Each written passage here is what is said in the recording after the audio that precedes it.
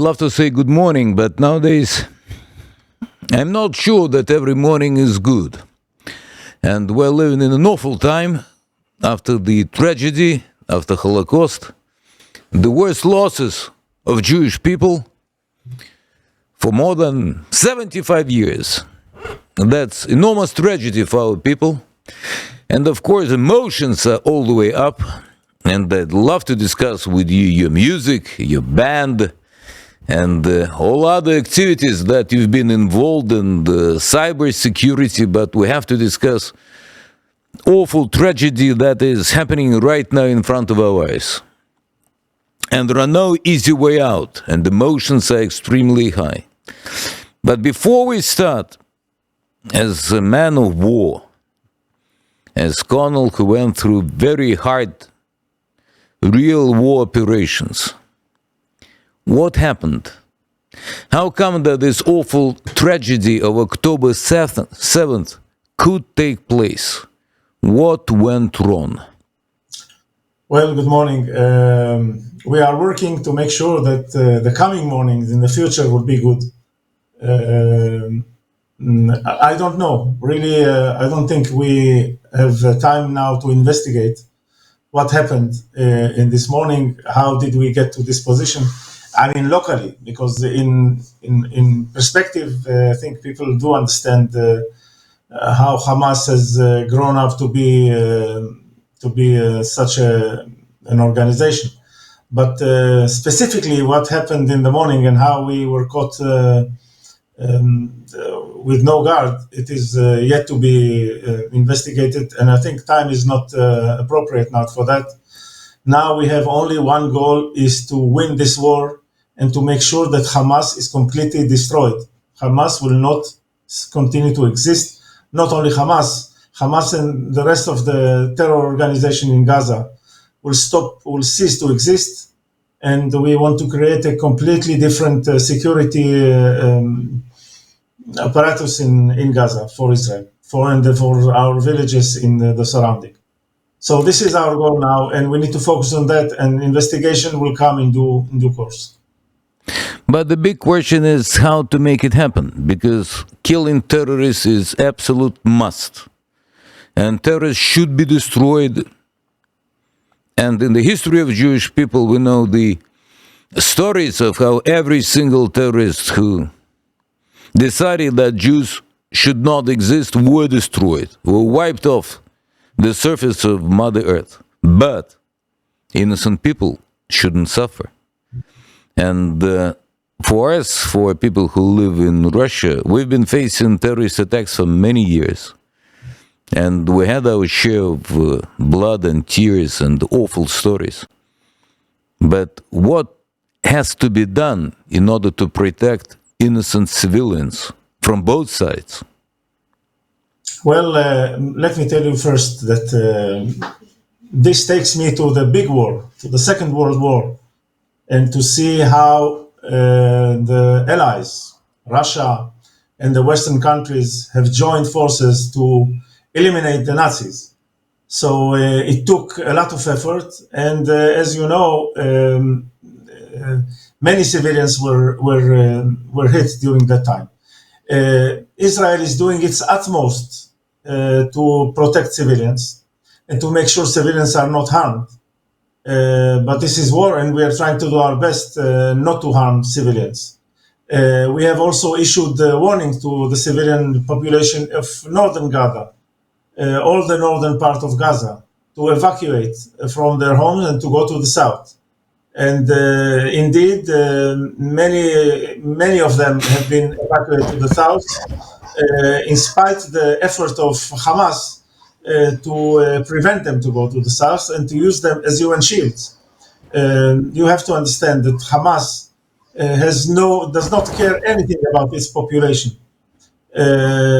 and invested all the support money that it got throughout the years, not for the prosperity of the population in Gaza, but to build tunnels, to gain more rockets, and to build more destruction force, and to indoctrinate the child in Gaza into a situation where they could do the atrocities they did on the 7th of October. So Israel is doing its utmost to protect the civilian population and to let them evacuate the north of Gaza and go to the south. And we are now trying to bomb and to fire the post of Hamas, because you should know that the Israeli government has decided on the goals of the war, and one of them, of course, we have the kidnapped, our child, Hostages. and other people have been kidnapped. We try to free them, but on top of that, Israel has decided to destroy the military and the governing capabilities of Hamas, and that we are trying to do now. This will take a very long time. It's Gaza has become a fortress of evil. It will take a long time, but in the end, we will get to our goals. If the civilian populations in Gaza wants to protect themselves, they should obey the instructions of the IDF to flee themselves to the south. We are trying to protect them and creating in the south of the Gaza Strip a more safer zone for them. So this is how we are trying to do it.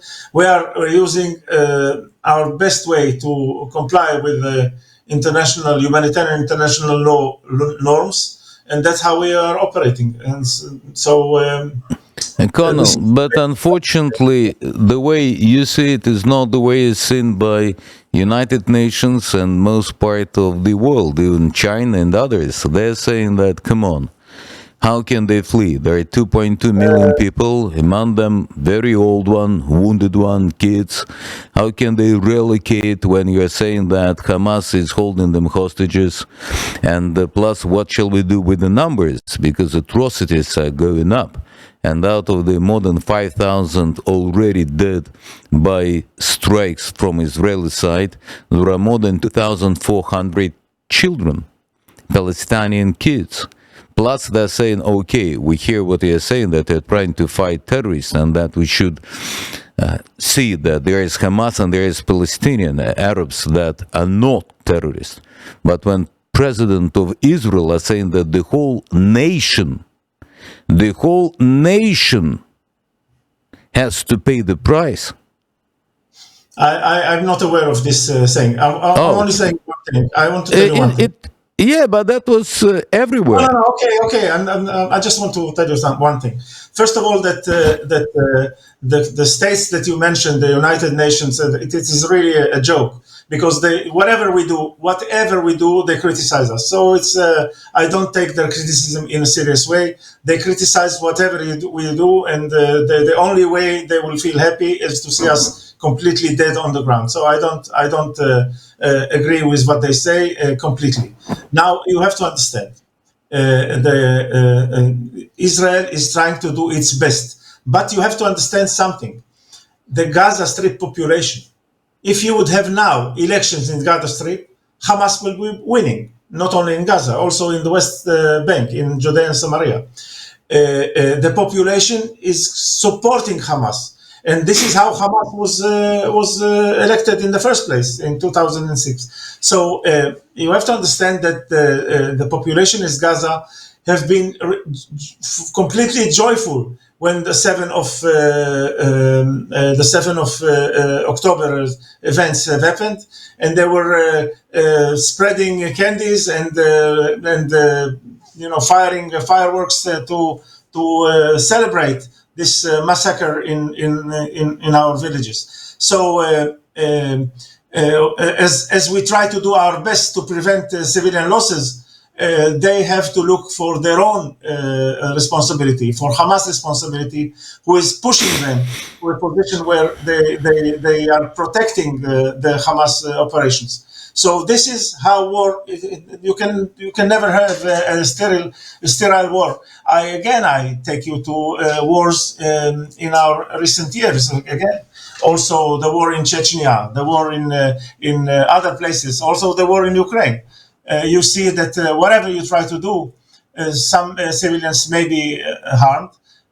We are trying to reduce that number as much as we can, but we have to achieve our utmost goal. We have responsibility for not only for Israel. We are doing this war is really against the barbarism of the Islamic barbarism that is trying to invade not only Israel. Israel is the last post.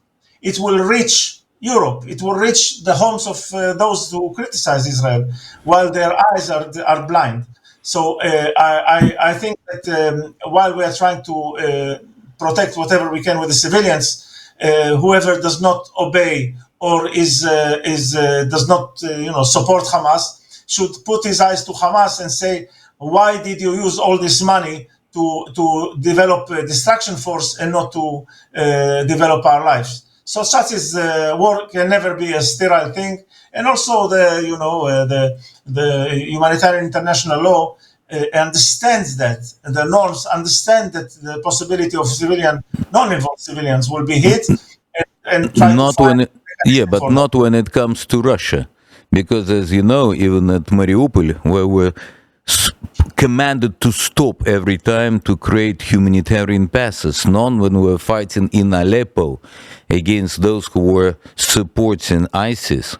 And we were told by all the international, starting from Merkel and ending with whomever was in France, give us humanitarian passes. For whom? But now I'm really surprised that in Israel there is a lot of anti-Russian moves and statements, and I was really surprised when we were told that there were 2,000 Israeli instructors that were fighting on the side of Ukrainian Nazis. And you know better than anyone else that ideology of Ukrainian nationalism, Bandera, they were behind the awful massacre of Lviv of 1941. And now when we see how Israelis are supporting Ukrainian Nazis and blaming Russians for Hamas, that has nothing to do with Russia, that fought against Russia in Syria. Why is that? Why they're trying to blame Russia? That's really weird. Not Turkey, not Qatar, but Russia.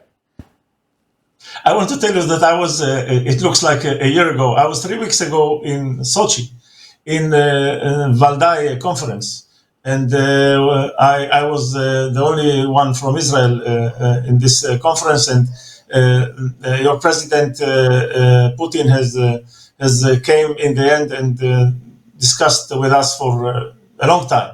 And I think I understand the sentiment in Russia regarding the West. I think you will find that maybe you find some voices in Israel mentioning what you say, blaming Russia.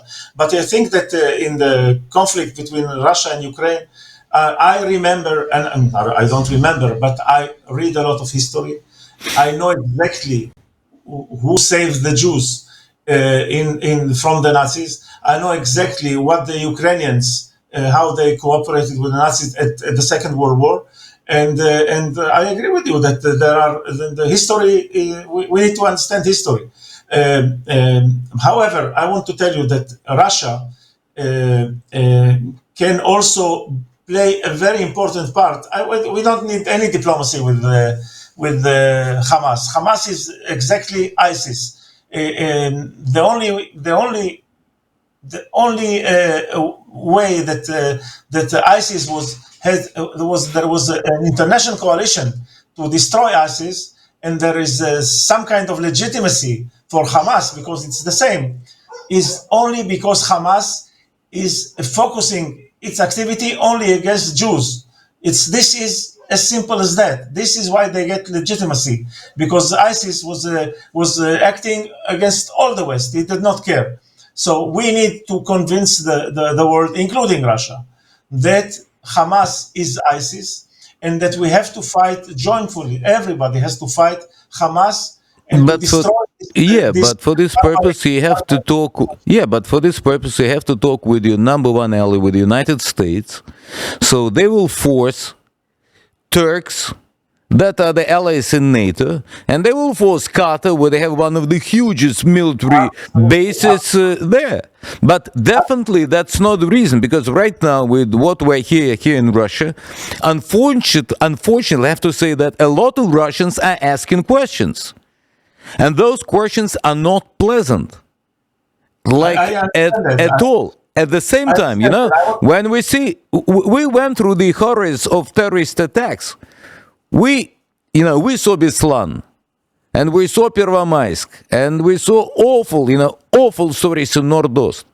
But we never ever, even when we were fighting at Grozny, we were never ever trying to destroy.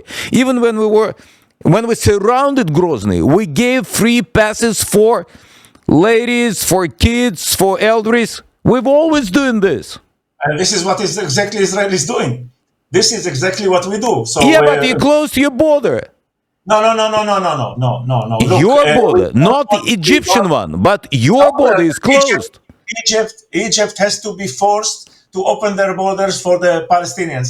We are not going to let Palestinians into our state. This is absolutely. You should Okay, see that, but guys, can now I you, want- right, but can you get them through your state? Let's No, say we don't that. need to get them through our state because So the there passage. is a shorter way to Egypt. Egypt has closed the passes to Yes, Gaza. they did, and they were doing it all the time. Of course, Yeah, Egypt doesn't want Palestinians, I would especially recommend- they don't want. Yeah, right. Especially they don't want Hamas because they're brother Muslims against whom Egypt already was trying to fight for quite a few years. Egypt You're right. Yes. Okay. So I would recommend if the international community cares about the Palestinians, they should press. They should press Egypt to open the border. And I want to address another point you mentioned about Qatar. Qatar is playing completely with the West, playing a game, a very nasty game, because they have Al Jazeera, which is a complete indoctrination network, and they host in Doha the leaders of Hamas. And the leaders of Hamas that are hosted in Doha are continuously, even now, calling to slaughter Jews in all over the world, including in Israel. And Qatar is playing a very nasty game without playing any cost. Qatar is a state of, they have enormous energy resources, but this is a state of 400,000 people. And huge military American base. Modern slaves are 1 million modern slaves that are living in Qatar, and I really don't understand the United States saying that the supporting Israel saying that they want to destroy Hamas as well, and allowing 2 miles from their bases the villa of Hamas leaders, and allowing Qatar to play this game. Qatar is playing the game together with Hamas, and we should Not only Qatar. Not only Qatar, but look at Germany. Look at Germany. They were paying huge amount of money, hundreds of $millions to the family of Hamas terrorists. They were doing it officially, but not only them. Look at some of the political establishment inside Israel that were playing with Hamas for many years, thinking that that's the way to divide Palestinian movement. I agree with you that we made many mistakes throughout the past two decades with Hamas. We were blind to see that we are growing a monster in our garden, in our backyard, and we were blind to think that if you provide economic support, we provided for Gazans. 20,000 Gazans were working in Israel to get some money to support their families in Gaza. We were blind to understand that the Hamas and also the Gazan population, you have to understand, there is a huge, even the last polls that you have in Gaza, they are supporting Hamas, whatever they do. And so this is the Palestinian. They are glorifying death rather than glorifying life. Gabi, but but we cannot, Gabi, you know the history of our people. And that's exactly, but every time, being Jews, when every time we hear the phrase that the whole Nazi has to be blamed, we cannot accept it. That's Look, not in our code. We cannot, we cannot accept violence against kids. They were raised in this atmosphere of hatred, and they have their own reasons. They're saying that for 50, 60, 70 years they were killed, they don't have their land, and that's who they are. We will never stop that. I don't suggest that you follow this line. There is no explanation. Then, in a moment, you will say that the Nazis of Germany had reasons to kill the Jews. I want to tell you That's something. not what I'm saying. I'm saying No, that we there is cannot blame kids for every single terrorist attack. Those who made it should be destroyed. No doubt about it. And they will be destroyed. There is no doubt. But we cannot victimize the whole nation. We are not victimizing the whole nation. We are trying to give them a possibility to flee and to get out of the fighting. But in this case, why Israel? You're right. But why Israel don't put together NATO forces that are supporting Israel right now and tell them, here's the problem. We have to evacuate peaceful citizens of Gaza Strip. Get whatever we have. Get warships, talk with Egypt, give them trucks, give them buses, evacuate them. And then we'll do the military operation. If the European countries, including Russia, care so much about this population, please send ships to the Gaza and take population. I'm pretty much sure that we'll be ready to do that. Russia definitely, because they're Russian citizens in Egypt, not in Egypt, they're Russian citizens in Gaza and in Israel. And we really feel for them, for Russians in Israel. And you know that more than 10 of them were killed by this terrorist attack. But now we also have Russian citizens that were killed in Gaza. So, of course, we want all the terrorists to be destroyed, everyone, all over the world. But not civilians.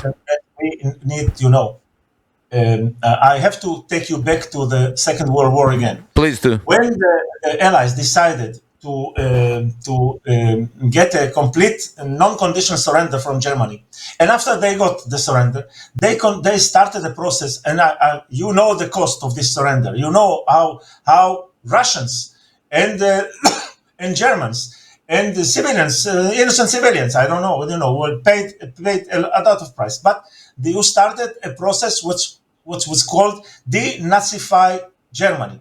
Absolutely. Yes, that's what we want to do in Gaza. We want to destroy the operational military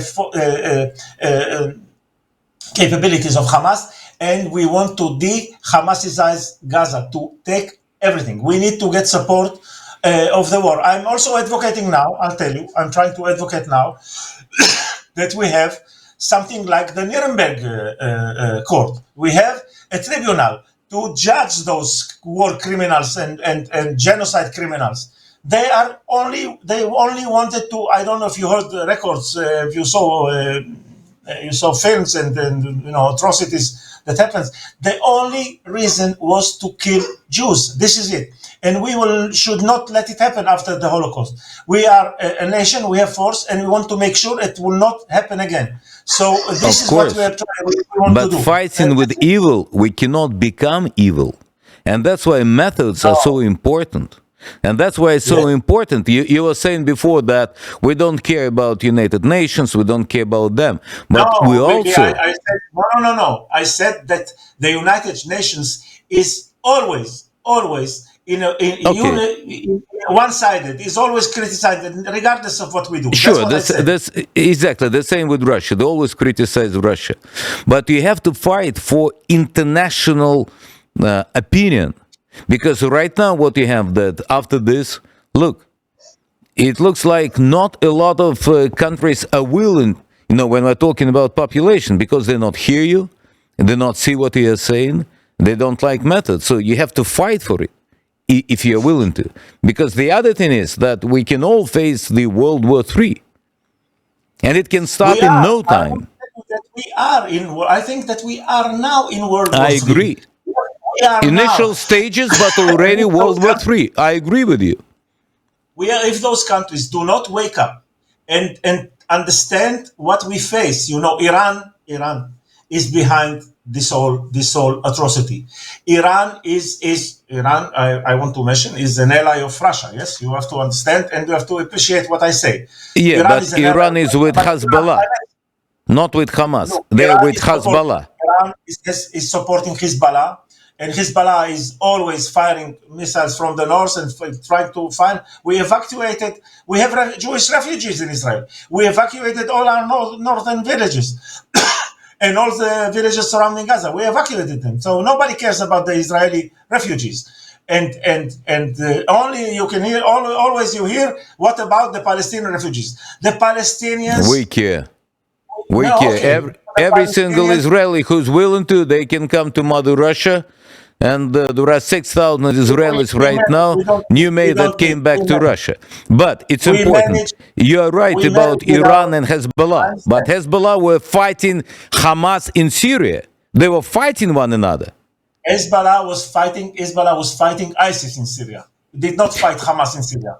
He was fighting. But Hamas was fighting on the side of anti-Syrian forces.